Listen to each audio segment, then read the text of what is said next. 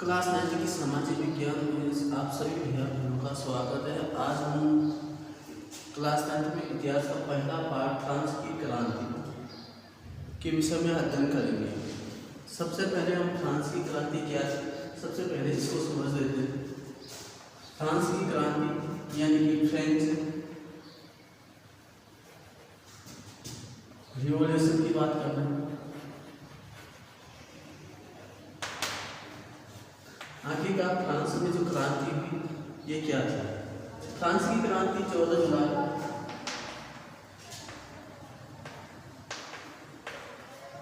1789 से लेकर 1799 तक चली। इसका प्रारंभ 14 जुलाई 1789 यानी कि बास्ती दुर्ग पर हमले के साथ प्रारंभ हुआ। लेकिन किसी भी देश में जब क्रांति होती है, युद्ध होते तो उसके पीछे कुछ ना कुछ रीजन होते, कुछ ना कुछ कॉज कारण होते हैं। फ्रांस की क्रांति एक फ्रांस में राजनीतिक और जो सामाजिक परिवर्तनों का उथल पुथल थी, जिसने फ्रांस में एक गणतंत्र की स्थापना की, एक गणराज्य की स्थापना की, वहाँ के राजतंत्र और निरंकुश शासन का अंत किया। फ्रांस की क्रांति विश्व इतिहास में सबसे महत्वपूर्ण इसलिए मानी जाती है कि जो फ्रांस की क्रांति जो हम आज आधुनिक युग में पाश्चात्य सभ्यता में महान परिवर्तनों का जो नाटकीय और जटिल रूप देख रहे हैं, वो फ्रांस की क्रांति की बदौलत है। फ्रांस की क्रांति ने यूरोपीय देश ही नहीं वरन इसने एशियाई देशों में भी स्वतंत्रता और बंधुत्वता और समानता का नारा देकर एशियाई देशों में भी राजतंत्र का अंत किया और वहाँ पे निरंकुश शासन का अंत किया और स्वतंत्रता के खिलाफ एक मुहिम चलाने का सबसे बड़ा बदलाव इसी क्रांति के कारण ही हुआ। अब हम पढ़ते हैं फ्रांस की क्रांति के पीछे क्या कारण रहे, ये सबसे ज्यादा महत्वपूर्ण है। तो सबसे पहले हम बात कर रहे हैं फ्रांस की क्रांति के कारण। फ्रांस की क्रांति के कारणों के विषय में हमने अध्ययन करके पाया कि फ्रांस की जो क्रांति हुई इसके पीछे हम मुख्य रूप से 5 कारणों के बारे में आज यहाँ पर जिक्र करेंगे। इसके जो 5 कारण थे इस प्रकार से।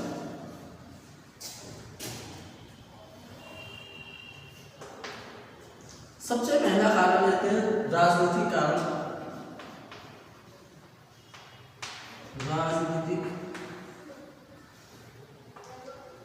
कारण यानी कि पॉलिटिकल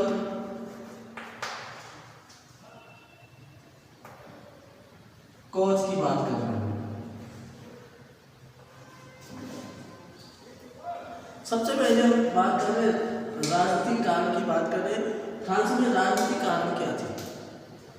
फ्रांस में राजनीतिक कारण जब फ्रांस में के जो भी सम्राट हुए, लुई 14वां,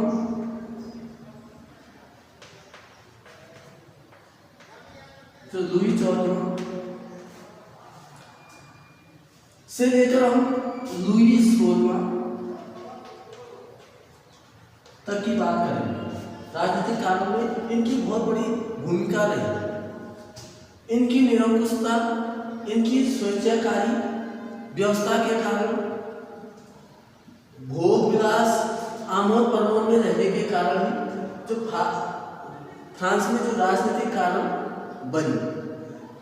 सबसे पहले तो जो परंपरागत जो चली आ रही थी, जो फ्रांस में जो था, राजा को देवी सिद्धांत के आधार पर माना गया था। राजा सर्वे सर्वा है। लुई 14 ने कहा कि मैं ही राज्य हूं, मैं ही राज्य हूं। ये कई बार कॉम्पिटिटिव एग्जाम में पूछा जाता है कि यह कथन किसका है, मैं ही राज्य हूं। वो है लुई 14 का। अर्थात लुई 14 का कहना था कि मैं ही राज्य हूं, सब कुछ मैं ही हूं, स्वेच्छाकारी, यानी कि जो भी काम करता था अपने मन मर्जी के अनुसार ही करता था। इसमें ऑस्ट्रिया के जो उत्तराधिकारी जो युद्ध हुए उस पर भाग लिया, जिसके कारण फ्रांस की जो इकोनॉमी है वो गिरने लग गई, आर्थिक स्थिति डल होने लग गई। इसके अलावा इसने 7 वर्षीय युद्ध जो है उसमें भी भाग लिया, जिसके कारण फ्रांस की आर्थिक स्थिति और ज्यादा कमजोर होते चली गई। इसके बाद हम बात करते हैं लुई 15वां। जो लुई 15वां की बात कर रहे हैं, जो लुई 15वां था, इसने भी अपने पूर्व के सम्राटों के नक्शे कदम पर चला और उन्हीं के नियम को फॉलो किया और उसी की निरंकुशता और स्वेच्छाकारी जो शासन व्यवस्था को अपनाया। इसने भी अनेक युद्धों में भाग लिए। अमेरिका के साथ जो स्वतंत्रता लड़ाई हुई, अमेरिका की जो स्वतंत्रता लड़ाई हुई तो उसमें अपने सैनिकों को भेजकर अपनी राष्ट्र की आय को क्षति पहुंचाई, जर्जर। लुई 15वां का कथन था कि मैं ही कानून हूं, मेरे द्वारा कहे गए हर एक शब्द सबके लिए कानून की तरह काम करेंगे और वही मेरे नियम होंगे। अर्थात इस प्रकार की जो राजनीतिक व्यवस्था थी फ्रांस में विद्यमान थी और जिसी के कारण फ्रांस की क्रांति को बल मिला। अंत में जाते जाते लुई 16वां के काल में फ्रांस की जो क्रांति हुई उसमें लुई 16वां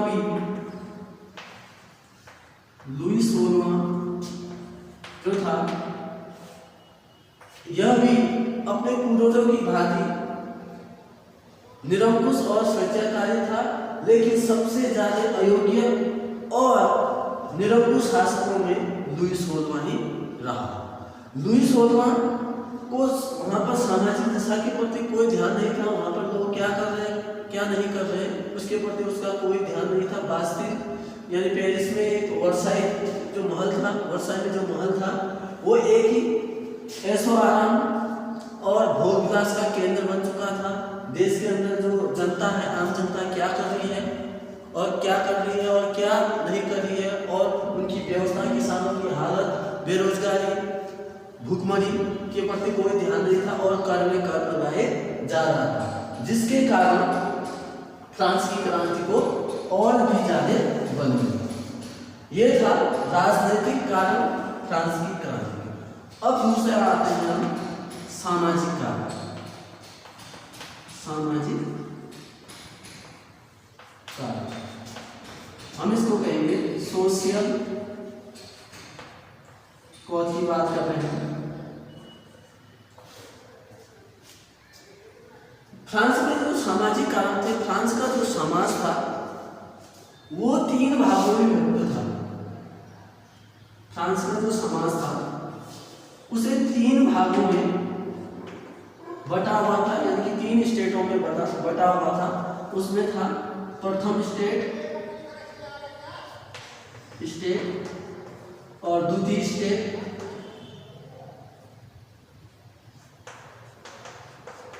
और तृतीय स्टेट। सबसे पहले हम प्रथम स्टेट की बात करते थे। इसमें जो प्रथम स्टेट है इसके भी 2 भाग थे, यानी कि प्रथम स्टेट के जो लोग थे उसमें थे पादरी, यानी कि उसमें जो प्रथम थे उच्च पादरी, यानी जिनका काम सिर्फ कर वसूलना था, धार्मिक कर टाइट नापाई कर वसूलते थे। इन्हें धार्मिक अनुष्ठानों से कोई भी रुचि नहीं थी। ये धार्मिक कर वसूलते थे, ये उच्च जो पादरी थे, और इन पे न कोई आस्था थी न ये धार्मिक अनुष्ठान करते थे। लेकिन जो दूसरे थे निम्न पादरी, लेकिन ये और ये इन दोनों के बीच बहुत मतभेद थे। ये धार्मिक अनुष्ठान को संपन्न कराते थे और ये साथ साथ ईमानदार भी थे, जिसके कारण इनका जो लगाव था द्वितीय स्टेट से भी अच्छी ढंग से नहीं था, लेकिन वह इनका जो पूरा जो समर्थन था क्रांति के समय में था तृतीय स्टेट के साथ था, क्योंकि ईमानदार थे और ये श्रमिक वर्ग यानी किसानों के समर्थक थे, पढ़े लिखे लोगों के समर्थक थे। तो फ्रांस की क्रांति में जो ये प्रथम स्टेज के लोग थे, इनको विशेषाधिकार प्राप्त थे, ये अपने मन चाह कर वसूल करते थे।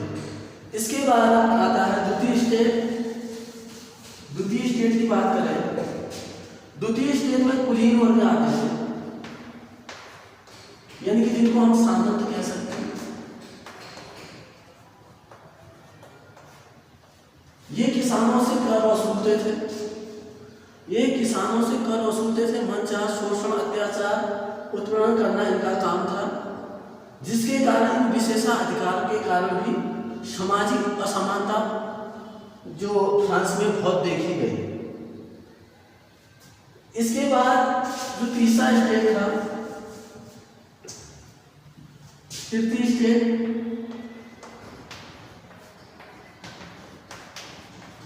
इसमें कृषक थे और इसी में ही व्यापारी, वकील, डॉक्टर, दार्शनिक, ये सारे लोग इसी तृतीय स्टेट में थे। तो इस तरह से जो फ्रांस में जो समाज था वो 3 स्टेटों में बटा हुआ था। सामाजिक असमानता के कारण धनी वर्ग धनी होते चला जा रहा था और जो निर्धन थे वो निर्धन होते चले जा रहे थे। और इसके साथ साथ जो कुरीतियाँ थी, जो शोषण था, अत्याचार था, इसके कारण भी फ्रांस में क्रांति का माहौल पनप गया, जो एक सामाजिक कारण बन गया। अब आगे बात करते हैं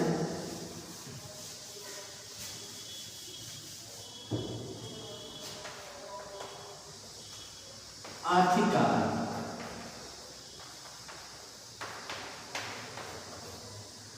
आर्थिक कारण यानी कि कॉमर्शियल कॉज कह सकते हैं आप। मैंने पहले भी बताया कि जो फ्रांस के जो राजा हुए, लुई 14वां, लुई 15वां, लुई 16वां, उन्होंने अनेक युद्धों में भाग लेने के कारण फ्रांस का जो राजकोष था उसको खाली कर दिया।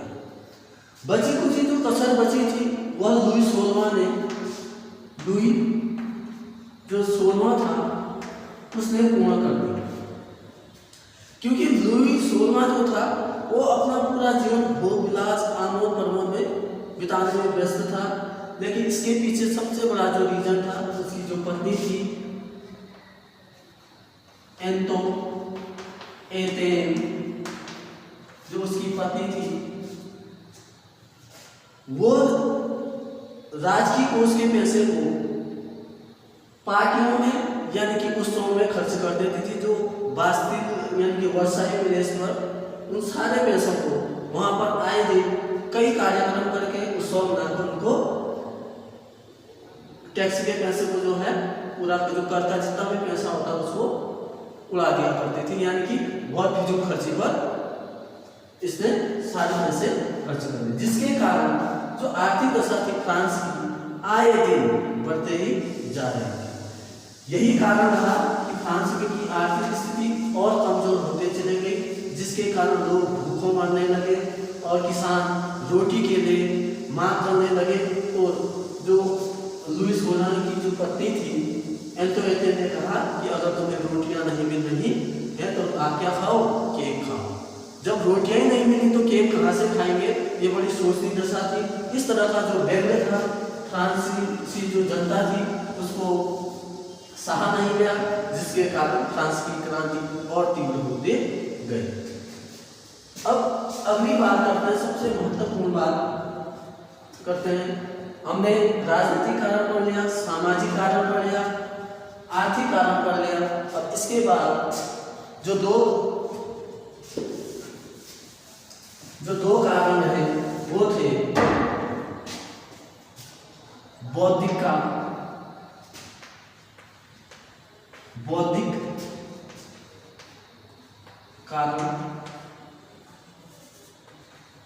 बौद्धिक कारण जिसको बोलते हैं इंटेलेक्चुअल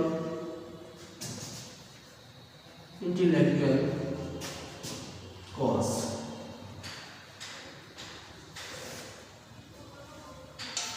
हम इसे बौद्धिक कारण की जगह दार्शनिक कारण भी कह सकते हैं। सबसे ज्यादा फ्रांस की क्रांति को मजबूत आधार प्रदान किया ये थे बौद्धिक कारण। बौद्धिक कारण से आशा है जो दार्शनिक थे, जो विचारक थे, वहाँ के जो पढ़े लिखे लोग थे, उन्होंने अपने जो विचार थे उनको समाज में फैलाया, हर वर्ग तक पहुँचाया। उन्होंने कहा कि जो शासन की जो राजशाही जो व्यवस्था है वो जनता के लिए हानिकारक है, जो काफ़ी सारा जो करप्ट भ्रष्टाचार करप्शन जो हो रहा था, अत्याचार होते थे, उनके खिलाफ उन्होंने आवाज़ उठाना शुरू कर दी। इनमें से सबसे महत्वपूर्ण जो व्यक्ति थे, हम यहाँ पे 3 व्यक्तियों का नाम पढ़ेंगे बौद्धिक कारण में। वो 3 व्यक्ति थे बौद्धिक कारण में हम पढ़ेंगे। उन 3 दार्शनिकों का जो महत्वपूर्ण रोल रहा उनमें थे सबसे पहले मोंटेस्क्यू।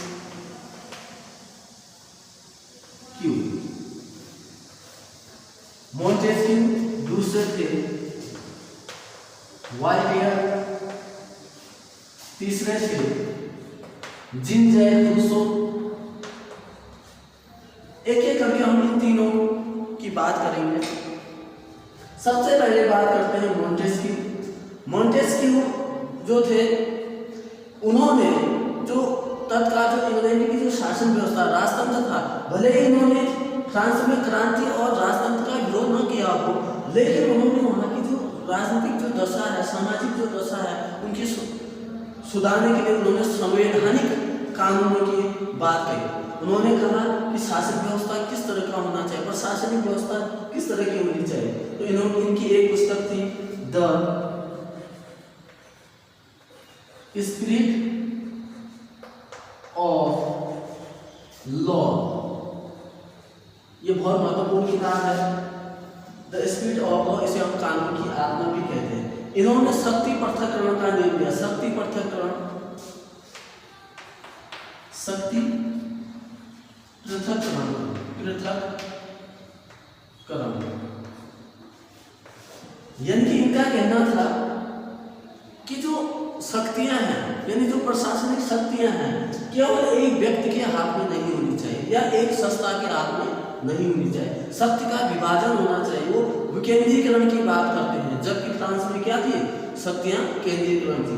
तो उन्होंने मोंटेस्क्यू ने कहा कि जो शक्तियां हैं उसका विकेंद्रीकरण होना चाहिए। उन्होंने कहा कि एक कार्यपालिका होनी चाहिए,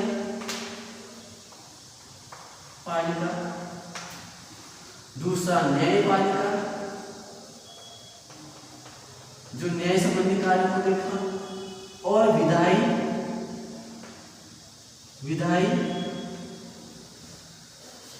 ये 3 चीजों की होने की बात है। आजकल देखा होगा जहां पर जितने भी लोकतांत्रिक देश हैं, इसी मोंटेस्क्यू की जो शक्ति पृथक्करण की नीति को अपनाकर बने हैं। अगर हम अपने देश भारत की भी बात करें या अन्य देशों की बात करें तो वहाँ पर कार्यपालिका है, न्यायपालिका और विधायी है, यानी विधायिक जो शक्तियाँ हैं, ये सारी चीज़ें हमको देखने को मिलती हैं। तो ये इन्होंने एक ऐसी छाप छोड़ी वहाँ की जनता के प्रति, ऐसी छाप छोड़ी जिसके कारण इनके विचार कुछ ही दिनों में पूरे फ्रांस में फैलने लगे, जिसके कारण लोग और ज़्यादा विरोध करने लगे, क्रांति की मांग करने लगे और इन शक्तियों की, यानी इस शक्ति जो पृथक्करण के नियम के समर्थन में उतरने लगे। अब आते हैं दूसरा वॉल्टेयर।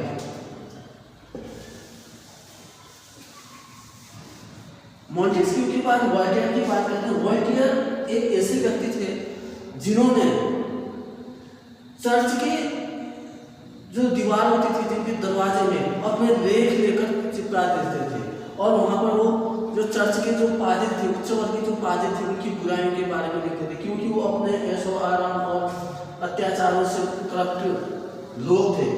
उन्होंने कहा कि यहाँ पे चर्च नाम की कोई एक ऐसी संस्था नहीं। उन्होंने कहा कि अब यहाँ कोई एक ईसाई बचा नहीं। उनका एक स्टेटमेंट था कि जो एक ही ईसाई था वो अभी सूर्य में चल गया, यानी कि अब कोई ईसाई नहीं है। उन्होंने वहाँ पर जो धार्मिक जो आडंबर है, जो ढोंग है, उसका विरोध किया। उन्होंने भी इंग्लैंड की जो राजशाही व्यवस्था है उसका समर्थन किया। वहाँ की जो नीति नियम थे उनको लागू करने की बात कही। वॉल्टेयर ने यही नहीं कहा कि मैं 100 चुनों की राष्ट्र से तो बेहतर होगा कि एक स्टेट का शासन हो तो वो सबसे ज़्यादा बेहतर होगा। अर्थात ये एक जो बाद में जो नेपोलियन बने वहाँ के जो शासक उनकी विचारों की जैसी बात ये कर रहे थे। तो इनकी भी एक किताब थी, इनकी जो एक किताब थी लेटर ऑन द इंग्लिश, इनकी एक प्रसिद्ध किताब थी द लेटर ऑन इंग्लिश। इनकी एक प्रसिद्ध किताब थी, इन्होंने पत्रिकाएं छापी और ये जो किताब छपी थी वो 1726 से लेकर 1729 के बीच ये बहुत ज़्यादा प्रचलित हुई और इसको जो पब्लिश कर दिया गया 1733 में इसको पब्लिश कर दिया गया था। लेकिन जो ये किताब थी इस पर प्रतिबंध भी लगाया गया, लेकिन जब तक प्रतिबंध लगा थी राजशाही जो सरकार थी, लेकिन तब तक लोगों तक इनकी जो बात थी वो पहुंच चुकी थी। अब बात करते हैं सोशल जीन जैक रूसो की बात करते हैं। अब बात करते हैं हम रूसो। इनका पूरा नाम था जीन जैक रूसो। रूसो भी एक राजतंत्र के विरोधी तो नहीं, लेकिन उन्होंने अपनी बातों में बहुत सारी बात कही। उनकी एक किताब थी सोशल कॉन्ट्रैक्ट, सामाजिक समझौता,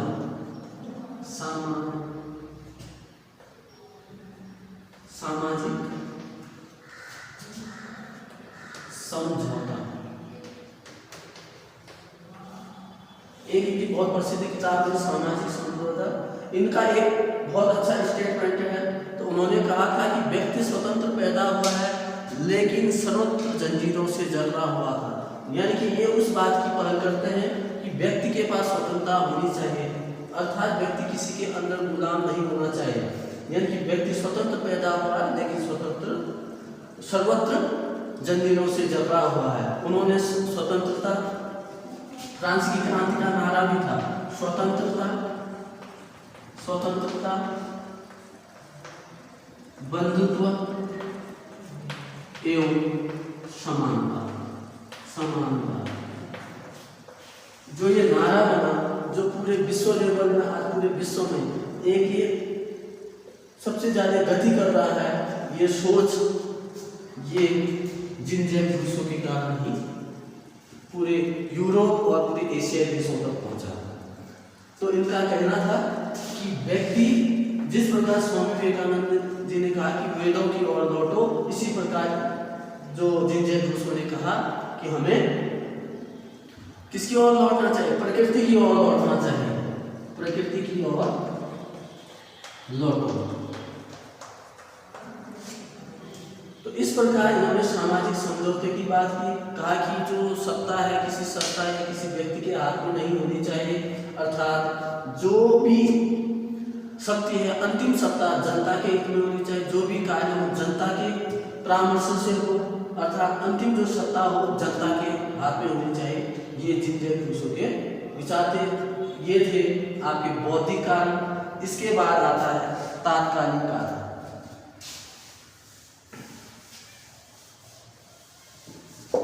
इसके बाद आता है तात्कालिक कारण। तो जो तात्कालिक कारण था वो हम अगली वीडियो में पढ़ेंगे। आज के लिए धन्यवाद। आई होप कि आपको ये सारी चीज़ें समझ आई होंगी और आप इसको ध्यान से सुना होगा और इससे संबंधित जितने भी प्रश्न उत्तर बनते हैं आप उनको याद करेंगे। और आगे क्योंकि फ्रांस की जो क्रांति है वो कॉम्पिटिटिव एग्जाम के लिए भी बहुत ज़्यादा महत्वपूर्ण है। आज के लिए इतना ही।